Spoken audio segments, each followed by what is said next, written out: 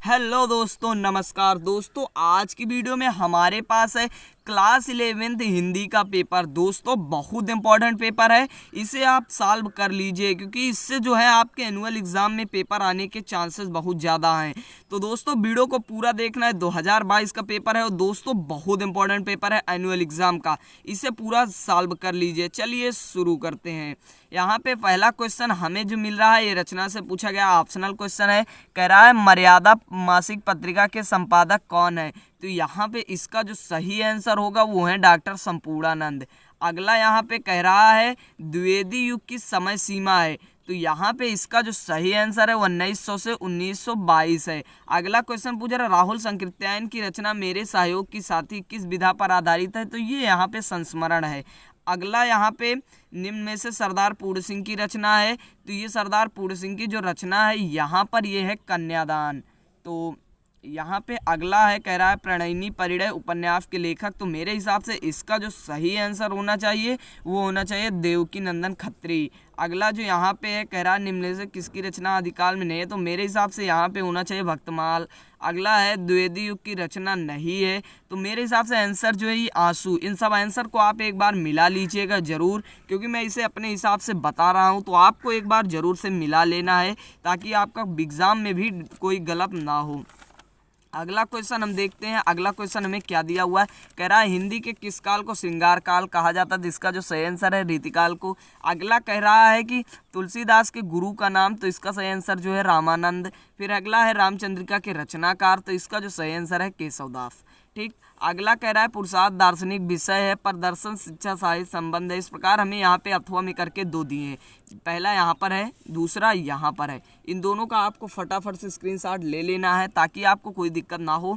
उसके बाद पहले का क्वेश्चन यहाँ पे पूछे गए हैं जिन्हें आप नोट कर लीजिए। उसके बाद अगले के क्वेश्चन यहाँ पे पूछे गए, कुछ क्वेश्चन पीछे थे और 3 यहाँ पर हैं, इन्हें सॉल्व के। फिर अगला यहाँ पे पूछा गया है पद्यांश से, और पद्यांश में एक यहाँ पर है एक यहाँ पर है, दोनों के क्वेश्चन और यहाँ पे श्लोक जो है यानी लिखा हुआ है पद्य, इनको आपको सॉल्व कर लेना। अगला यहाँ पे पूछा गया है कह रहा है रेखांकी। यहाँ पे अगला कह रहा है प्रश्न नंबर 5 है निम्नलिखित में से किसी एक का साहित्य लेखक का जीवन परिचय लिखना है। तो ये तीनों इंपॉर्टेंट हैं, इन्हें आप कर लीजिए, करना एक ही है। फिर उसके बाद यहाँ पे अगले में पूछा गया है तो यहाँ पर भी 3 में से आपको एक ही करना है, एक आप कर लीजिए।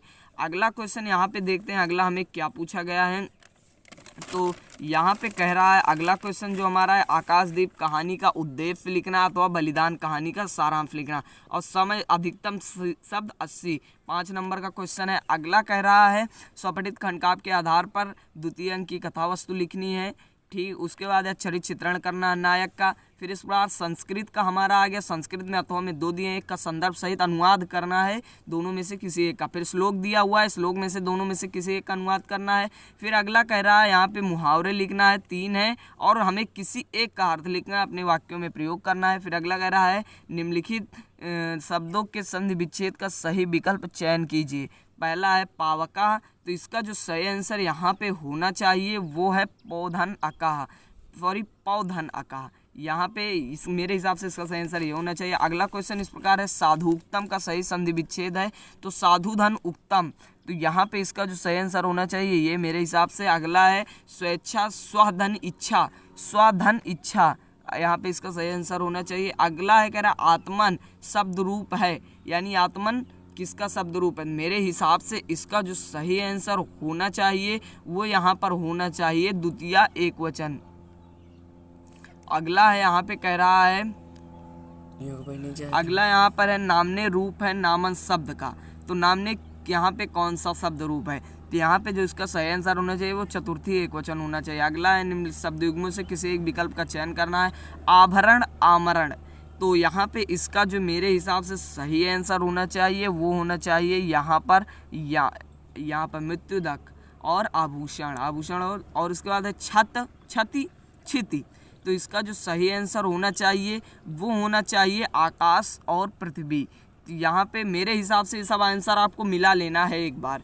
ठीक। अगला है निम्नलिखित में से किसी शब्द के 2 अर्थ लिखना है, आप कर लेंगे। फिर उसके बाद यहाँ पे वाक्यांशों में प्रयोग करना है। फिर उसके बाद वाक्यों को शुद्ध करना है। इन सब का आप स्क्रीनशॉट लेते चलिए। उसके बाद अगला यहाँ पे हमें पत्र दिया, यहाँ पे सॉरी रस छंद अलंकार दिया है। फिर उसके बाद पत्र दिया हुआ और फिर उसके बाद निबंध। तो इन सबको आपको नोट कर लेना है और यहीं पे पेपर समाप्त होता है। दोस्तों पेपर बहुत ही अच्छा था और बहुत ही आसान था, तो इन सबको आपको सॉल्व कर लेना है और ये पेपर इंपॉर्टेंट है, इससे आपके स्कूल में एनुअल एग्जाम में आने के चांसेस हैं। दोस्तों आज की इस वीडियो में इतना ही, मिलते हैं अगले नए वीडियो में, तब तक के लिए बाय बाय।